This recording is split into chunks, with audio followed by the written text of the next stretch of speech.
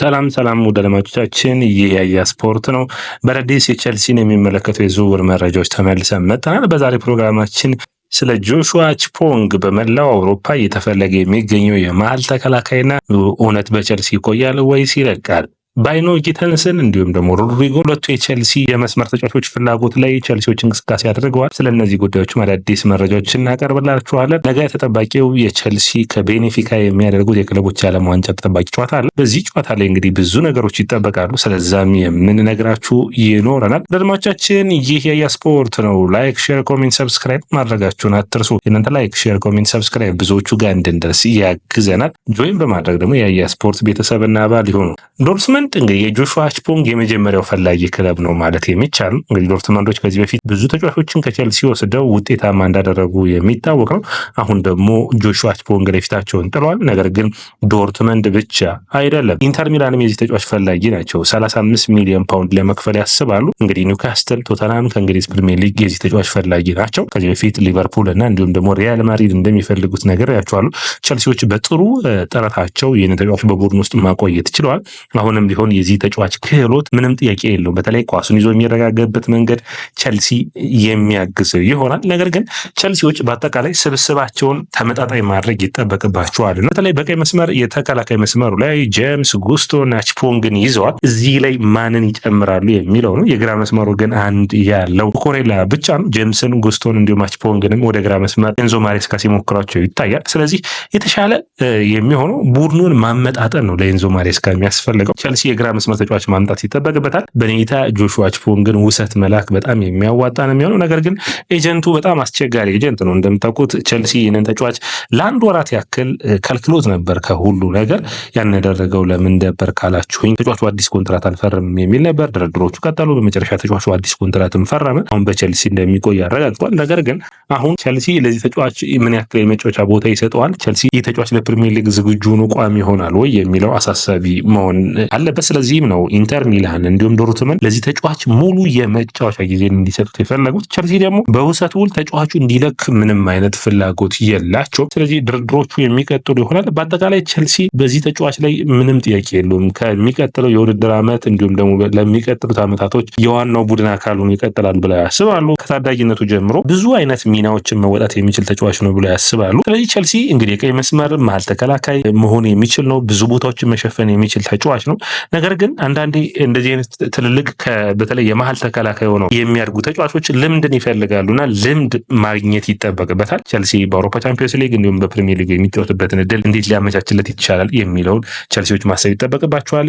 ወደ ስትራስቡርግ መሄድ እንዳይችል እንግዲህ ስትራስቡርግ ወሳኝ የሆኑ ተጫዋቾችን ያስፈረሙ ይገኛሉ። ዛሬ እንኳን የቀይ መስመር ተከላካይ 16 ዓመት ከብራዚል ላይ አስፈርመዋል። ቼልሲ ስብስብ ውስጥ ማቆየት የሚችል ከሆነ ደግሞ ውስን የመሀል ተከላካዮችን ነው የሚችለው። ስለዚህ ለምሳሌ የጆሹዋ ቺፖንግ መኖር ቼልሲ ልምድ ያለው ተከላካይ ከማምጣት የሚቆጥበው ከሆነ ለሚቀጥሉ ውድድር ዓመት እነማን ቋሚ የመሀል ተከላካይ ሆነው ይቀጥላሉ የሚለው ላይ ቼልሲዎች ማሰብ የሚጠበቅባቸው ይሆናል። ምክንያቱም ቼልሲ በጨዋታቸው አይታችሁ ከሆነ ሁለት አማካይ መስመር ኢንቨርተር ፉልባክ ስለሚጠቀሙ አንዳንዴ ነካይሴዶ ራሱ ይህንን ቦታ መጠው ሲቀራመቱ ይታያል። ስለዚህ ይህንን ቦታ ለመሸፈን የተሻለ ተጫዋችን ማሰብ ያስፈልጋል። ማለትም የዚህ ተጫዋች የመጫወቻ ጊዜና የመጫወቻ ቦታ ያስፈልገዋል። ወደ አድማጮቻችን ሌላኛው መረጃችን የሚሆነው ሮድሪጎን የሚመለከት ነው። የሮድሪጎ ውሳኔዎቹ ይጠበቃሉ እንግዲህ ምክንያቱም ቤተሰቦቹ ጋር ሆኖ ቼልሲና አርሰናል በጣም የዚህ ተጫዋች ፈላጊ ናቸው። ማንቸስተር ዩናይትድ እና ማንቸስተር ሲቲም ፈላጊዎቹ ቢሆኑ ቼልሲ ግን እና አርሰናል በለንደን መሆናቸው ወደ ለንደን መምጣት እንደሚፈልግ ተናግሯል። ሮድሪጎን እንግዲህ ዣቪ አሎንሶ አሁንም የስብስቡ አካል አላደረገውም።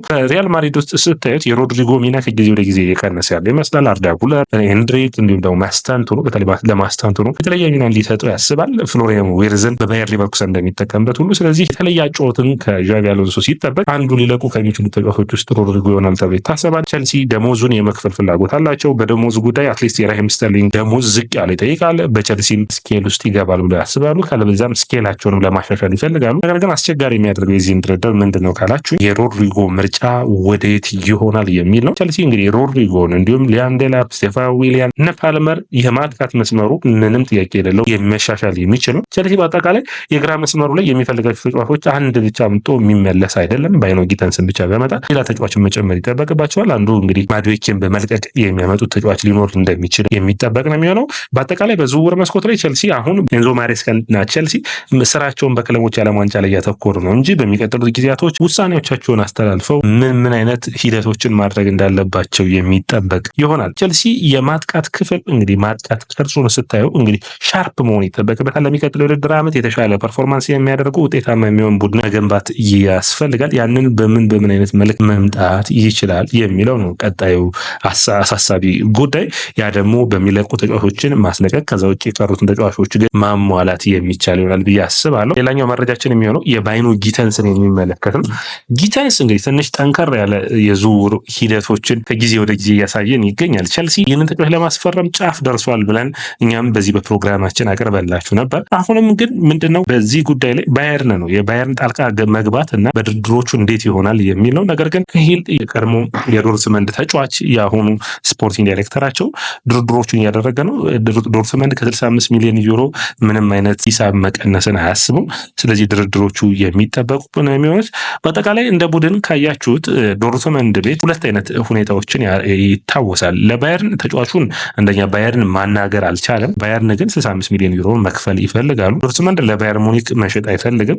ከዛ ውጭ ባየርኖች ደግሞ በማጥቃት መስመራቸውን ማሻሻል የሚችሉበት የ70% እንግዲህ ክፍያውን ወይም ባየርኖች የአጥቂ መስመራቸውን የሚያሻሽላቸውን ዌልትመድን ማስፈረም ኦልሞስት በቃል ደረጃ ከሱት ጋር ማስፈረም ቼልሲም ዌልትመድን ይፈልገው ነበር። እስከ 2030 ድረስ የሚቆይ ኮንትራትን ለመፈረም የሃሪኬን ተቀያሪ ሆኖ ቡድኑ ስብስቡ እንዲቀላቀል ተስማምቷል። ስለዚህ ይህ ሂደት ባየርኖች ከዚህ ዝውውር ሊያወጣቸው ይችላል የሚል ነው። ነገር ግን ባየርን እንደምታውቁት ነው እንግዲህ በዝውውር መስኮት ላይ ምንም አይነት ረፍትን የማያውቅ ነውና ከየዓለማቱ ምርጥ የሆኑ ተጫዋቾችን በጥሩ ዋጋ የሚያመጣ ነው። አንዱ እንግዲህ በዚህ ተጫዋች ጉዳይ ነው። ጊተንስን ማምጣት ሌላ የግራ መስመር ባየርኖች አስበው ገንዘቦችን ማውጣት የሚችሏቸው ወሳኝ ዝውውሮች ዋጋቸው ጨምሯል።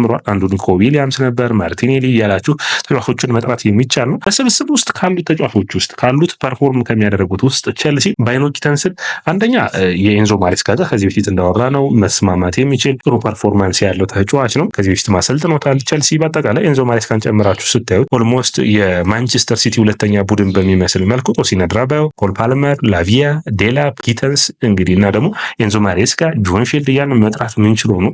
በአጠቃላይ ጥሩ ውህደትን ማምጣት የሚችሉ ነው። ስለዚህ ወደዚህ ቡድን መምጣት የልጁን ፍላጎት ነው የሚሆነው። ነገር ግን እዚህ ጋር መታሰብ የሚጠበቅበት ቼልሲ አሁንም ከተጫዋቹ ጋር አይደለም ችግሩ። ትልቁ ጥያቄ ያለበት በአጠቃላይ በዝውውር መስኮቱ ላይ የቡድኑ ውሳኔ የሚጠበቅ ቢሆንም ቡድኑ ምን አይነት ውሳኔን ይወስናል የሚል ነው። የቡድኑ ውሳኔ ደግሞ የመጨረሻ የሚሉትን ሂደቶችን ማወቅ ላይ ይመረኮዛል። እንግዲህ 55 ሚሊዮን ዩሮ ቼልሲዎች ማቅረብ ለመጨረሻ ጊዜ ሞከሩት ነው። ቼልሲ ዶርትመንድም የ10 ሚሊዮን ዩሮ ልዩነት ነው ያላቸው። ስለዚህ ይህንን ዝውውር በፍጥነት መጨረስ የሚያስፈልግ ነው የሚሆነው። ከዛ ውጭ አንድ መረጃ አይቻሉ እንግዲህ በተለይ ኤንዞ ማሬስካን የሚመለከት ኤንዞ ማሬስካ በሚከፈተው የክለቦች ዓለም ዋንጫ በመሀል እንግዲህ የምድብ ሂደቶች ካለቁ በኋላ ማንንም ተጫዋች አንጨምርም ወደ ስብስባችን በማለት በግልጽ ተናግሯል። እንግዲህ ነገ ከቤኔፊካ ጋር የሚያደርጉት ጨዋታ ጠባቂ ነው የሚሆነው። ሰላም ወደ አድማጮቻችን፣ የስፖርት ነው። ላይክ፣ ሼር፣ ኮሜንት፣ ሰብስክራይብ ማድረጋችሁን አትርሱ።